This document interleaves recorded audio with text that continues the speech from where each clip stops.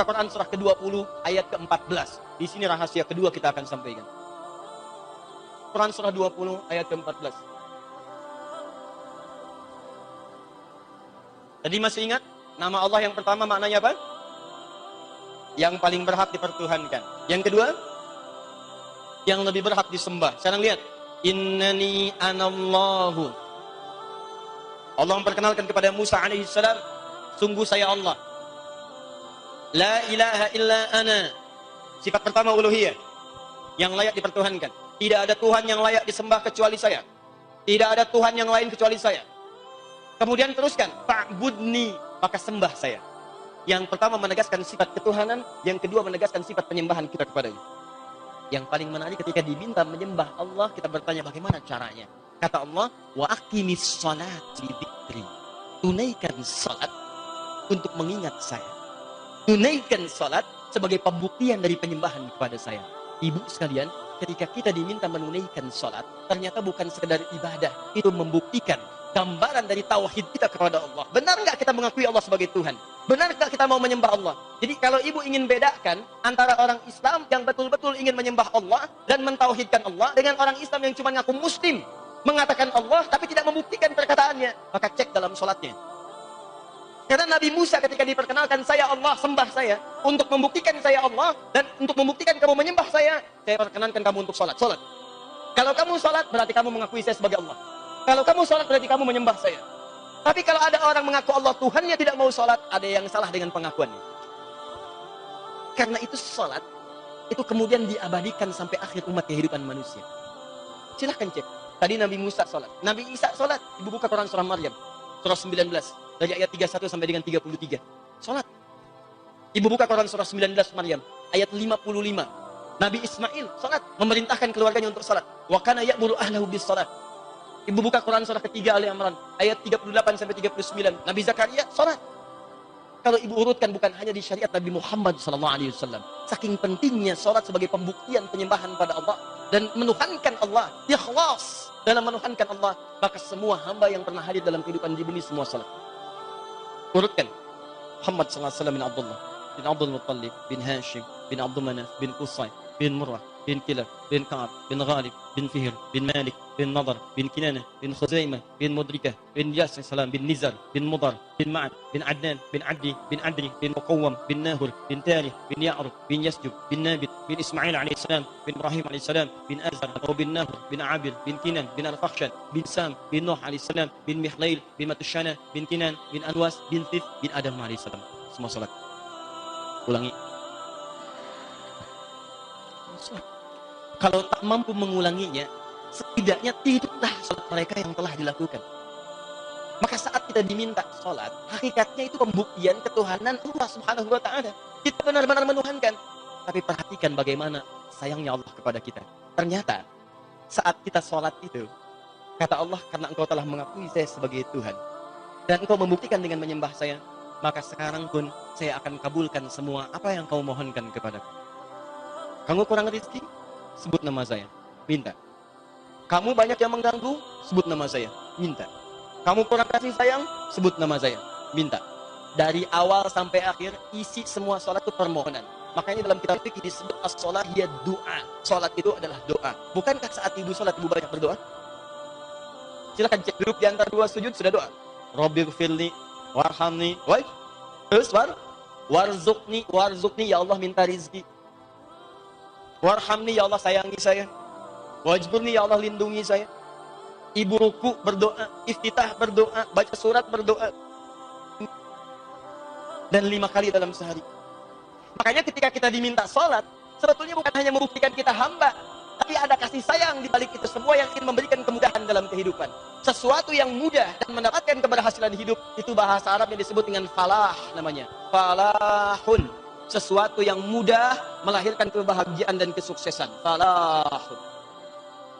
Masya Allah.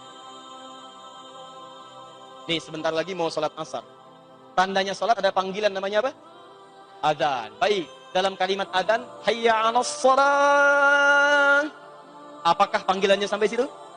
Tidak. Teruskan kalimatnya setelah hayya 'alas shalah apa? Hayya 'alal falah. Perhatikan. Hayya 'alas shalah, ayo salat, salat. Anda bertanya, kenapa kami salat ya Allah? Bukan sekedar membuktikan saya Allah dan menyembah saya, tapi ketika kamu membuktikan itu semua, hayya 'alal falah. Aku berikan segala kemudahan dan kebahagiaan serta mudahnya menggapai kesuksesan yang kau harapkan itu. Makanya ibu tidak akan pernah dapatkan umat di masa lalu ketika dibimbing oleh Nabi dengan ibadah salat kecuali semuanya bahagia dan sukses dengan semua lapisan aktivitas yang dijalani. Pengusaha zaman Nabi datang perintah salat. Begitu salat berkali lipat meningkat aktivitasnya. Demikian semuanya, mau pedagang, birokrat, diplomat, macam-macam. Ibu kenal Abdurrahman bin Auf? Modalnya cuma pakaian. Dirampas hartanya oleh orang Mekah, kafir Quraisy. Hijrah kemudian ke Madinah. Saat hijrah hanya membawa bekal salat. Pakaian melekat di badan. Ditawari oleh orang paling kaya di Madinah. Akhil karim, sami'tu annaka kunta ghaniyya. Saudaraku yang mulia, saya dengar Anda itu pernah kaya. Kalau ingin kaya lagi, ambil setengah kekayaan yang pernah saya miliki. Setengah ambil. Karena beliau tahu psikologis orang yang biasa di atas ketika turun ke bawah seketika akan banyak hal terjadi perubahan dalam dirinya. Saya sering katakan, kalau orang biasa naik Ferrari, itu kan begitu keluar, tangannya udah beda dengan yang turun dari angkot. Angkotnya turun, tawadu, terus sedekah. Maka dikeluarkan rumus fisika dalam bab gaya. Gaya F1 sama dengan F2. Gaya gerak sama dengan gaya dorong. Punyanya segini, gayanya segitu. Tapi hukum gaya belum selesai, karena dalam pendekatan hukum Pascalnya, dalam bab tekanannya, itu F sama dengan P. F gaya berbanding lurus dengan tekanan. Jadi orang yang terlalu banyak gaya, itu semakin tertekan hidupnya. Ada sesuatu di atas, gayanya banyak. Ketika kehilangan popularitas dan harta benda, gayanya makin banyak. Tapi karena tidak ada yang mendukung, tekanannya banyak. Tinggi tekanannya. Itu yang menyebabkan bermasalah. Dikiranya sahabat mulia ini dari kaya jatuh fakir, dikira akan tertekan. Yuk, saya berikan setengah harta saya. Kalau ingin menikah lagi, saya perkenankan menikah dengan siapapun paling cantik di Madinah, saya fasilitasi. Apa jawabannya? Lihat baik-baik kalimatnya. Allahu Akbar. Jazakallahu khair, arini ainal aswaq.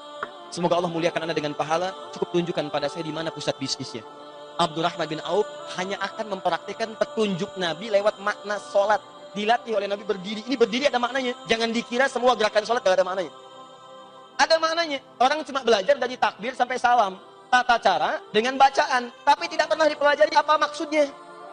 Ayo saya tanya ibu ya, dari semua bacaan salat yang pernah dibacakan, paham nggak bacaannya? Itu masalahnya. Itu persoalannya. Banyak orang sujud, nggak ngerti apa yang dibaca. Banyak orang ruku, tidak paham apa yang diungkapkan. Bagaimana Allah bisa menjawab permohonan kita, kalau kita saja tidak memahami apa yang diminta? Rabbighfirli warhamni warzuqni. Warzuqni, Allah mintakan rizki. Nggak ngerti, padahal salat subuh 2 kali dimintakan, salat zuhur 4 kali dimintakan. Warzuqni, minta rizki. Habis dibaca, ya Allah berikan rizki kepadaku. Yang tadi apa? Yang tadi warzuqni.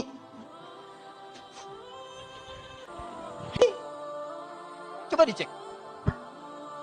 Ya, jadi maksud saya begini, siapa di antara kehidupan kita yang pernah mendapatkan undangan 5 kali dalam sehari untuk menyelesaikan masalahnya, mengabulkan permintaannya, ada dosa diampuni? Makanya kata Nabi, salat satu dengan yang lainnya menggugurkan dosa-dosa kecil yang dia bawa. As-salawatu ila salawat, al-jum'atu ila jum'ah, Ramadan ila Ramadan, kafaratun lima bainahunna ma lam takunil kabair. Salat satu ke yang lainnya, Jumat ke Jumat, Ramadan ke Ramadan, menggugurkan dosa-dosa kecil di antara keduanya sepanjang bukan dosa besar. Antum salat dari asar, zuhur ke asar, dosa-dosa kecil itu hilang, gugur. Tanpa diminta. Tapi ketika ibu minta dengan khusyuk, ya Allah anugerahkan saya rezeki terbaik. Ya Allah lindungi saya dari segala hal yang menjauhkan dari cinta dan ridhamu. Ya Allah tolong lindungi keluarga saya. Ya Allah tolong lindungi anak saya. Ya Allah jauhkan saya dari dosa-dosa yang pernah saya kerjakan. Saya mengakui ya Allah saya banyak dosa. Saya ngaku. Khataya itu banyak dosa. Tambah ya kecil, ya ngaku. Allahumma ba'id baini wa baina khatayaya. Ya Allah dalam salat ini saya mengakui saya banyak dosa. Tapi saya yakin Kau Maha Pemaaf dan Pengampun dari semua dosa. Mohon jauhkan saya dengan dosa-dosa yang saya lakukan. Sejauh Engkau jauhkan timur dengan barat yang tidak pernah bertemu. Saya tidak ingin bertemu lagi dengan kesalahan dan dosa saya di akhirat, ya Allah. Pada saat Engkau tampakkan semua kekurangan walaupun itu kecil nilainya. Wa may ya'mal mithqala dzarratin syarran yarah. Walaupun sedikit keburukannya akan ditampakkan. Saya taubat, ya Allah. Makanya sahabat Abu Bakar itu baru takbir Allahu Akbar sudah bergetar hatinya. Menangis. Nangis. Ditanya kenapa? Karena saya takut ketika mengucapkan Allahu Akbar, Allah yang maha besar, saya pernah merasa besar dalam kehidupan. Merasa hebat dibanding orang lain. Angkuh dari orang, lebih besar daripada tetangga dan sebagainya. Itu sudah gemetaran. Sahabat Nabi, ayah mertua Nabi, hidup dengan Nabi, wafat dikubur di samping Nabi, itu takbir gemeteran. Sama dengan ibu subuh-subuh di puncak gemeteran. Paham ya? Jadi kalau sudah mengerti di sini, sekarang pertanyaannya yang kedua. Lihat sini. Sebentar lagi, kita ada 15 menit sedikit. Tahan sebentar. Kalau tadi ikhlas dalam menerima ketetapan Allah, sekarang Allah tetapkan saya Tuhan, kata Allah. Ibu siap menerima Allah sebagai Tuhan? Ikhlas? Kalau itu semua ikhlas, maka ibu mesti buktikan. Pembuktian pertama, jangan pernah sekutukan Allah. Kalau saya setelah mengajarkan ini masih ada yang meminta-minta selain kepada Allah, maka saya gagal mengajarkan pelajaran pada hari ini. Lebih baik sak muslimah cari guru lain yang bisa mendekatkan semua kepada Allah. 2, kalau memang Anda menerima Allah sebagai Tuhan, maka kita berkomitmen untuk menyembah Allah minimal lewat salat.